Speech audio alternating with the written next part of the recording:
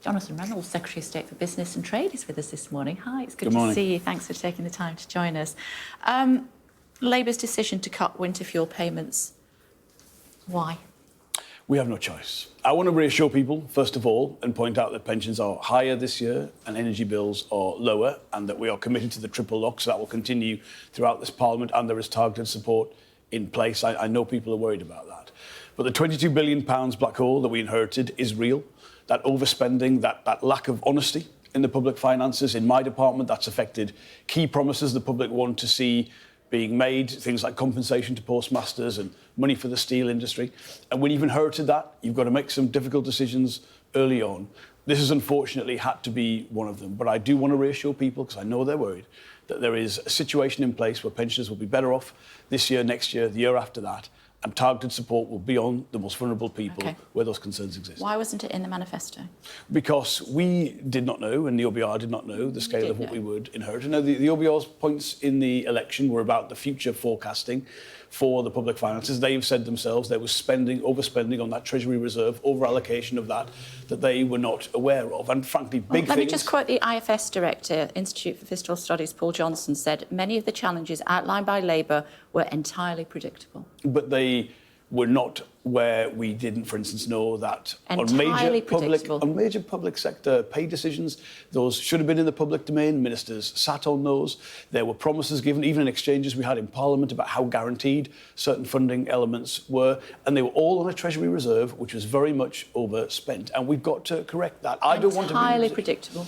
Not entirely predictable, and they've so he's wrong to say that. Well, the estimates have had to change. I mean, the estimates have had to change to be reflective of the situation today. So there has, I'm afraid, been a change, and it is difficult, but I want to reassure people that we're aware of how concerned some people are. There is targeted support in place, and people will be better off. Pensioners will be better off throughout this Parliament. No warning for pensions at all? No time for them to prepare?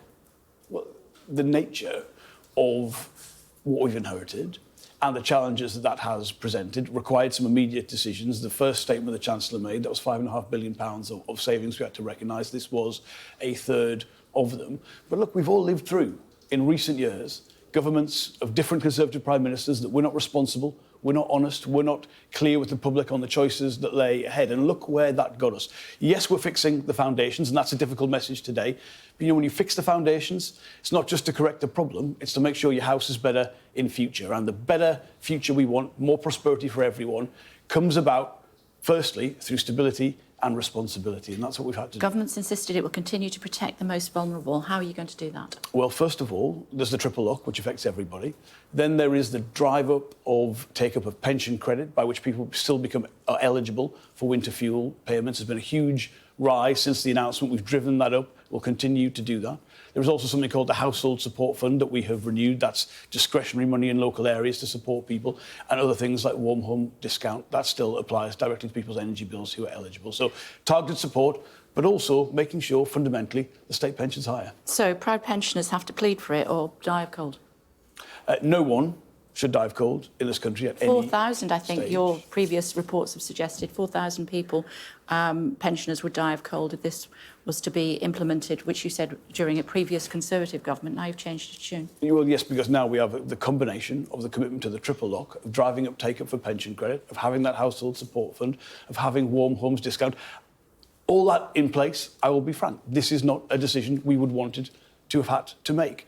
But our commitment, first line of the Labour manifesto, stability, responsibility, you can trust us with the public finances.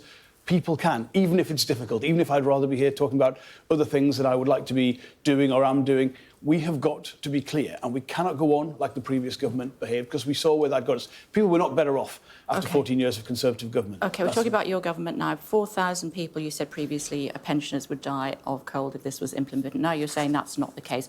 Can you guarantee this morning that not one pensioner will die of the cold because of you implementing this? Nobody in the United Kingdom should die of the cold. No, I didn't ask you that.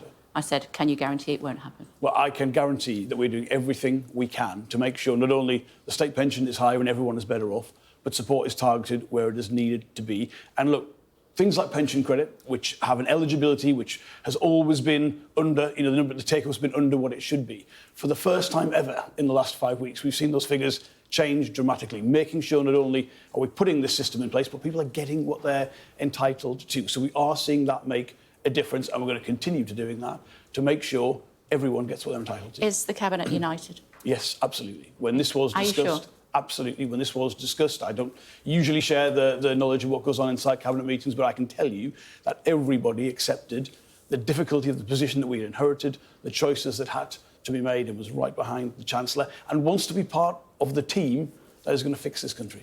About 50 rebels, it's expected, will possibly abstain.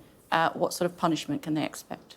Now, look, that is for the Chief Whip. But I would say to any colleague, we've got to be the team that fixes this country.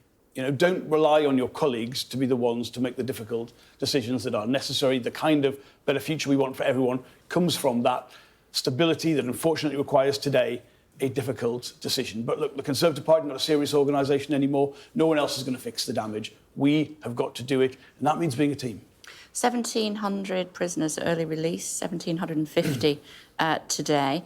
The Chief Inspector of Prisons, Charlie Taylor, says it's risky and it's inevitable that some of those released will commit further offences and be sent back. Well, I mean, of all the scandals we inherited, I think the system with the prison system, the justice system, probably the worst of all.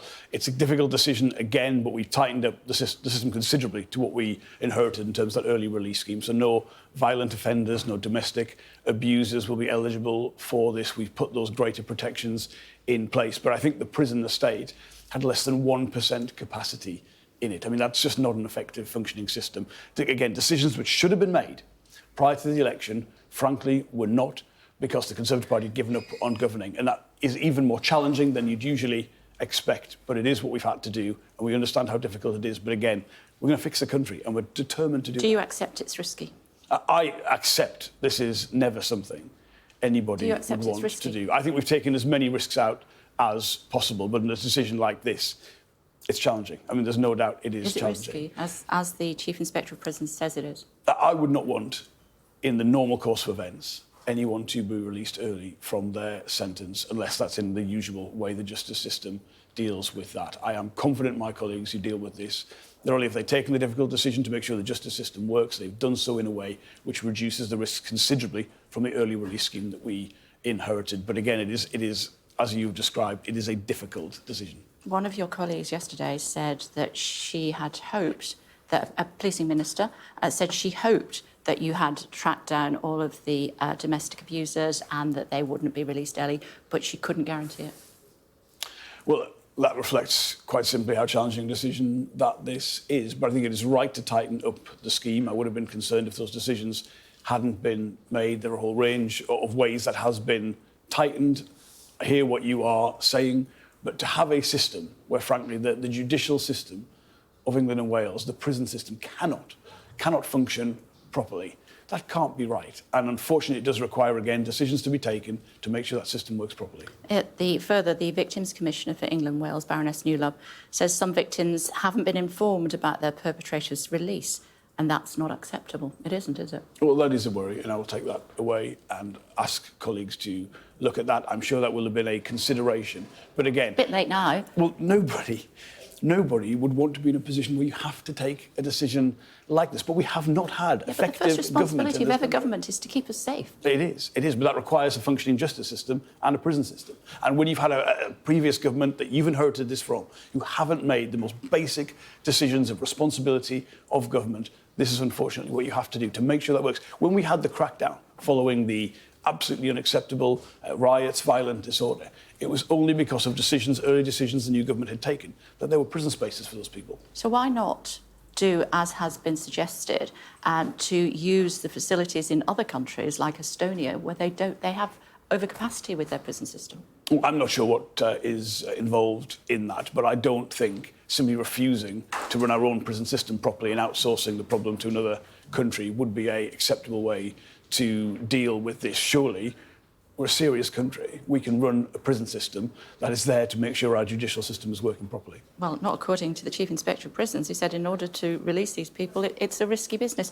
It's a sticking plaster. How are you going to fix it? Long term, it comes from a stronger economy, it comes from stronger investment. Our budget in a few weeks' time is our key moment to put that to the public, to put into action, to deliver on the promises that we have made. And I know across a whole range of things, yes, there's a very challenging situation, but there are better days ahead. But you can't have the better days unless you're committed to responsibility and stability first and foremost. And when are you going to start building prisons?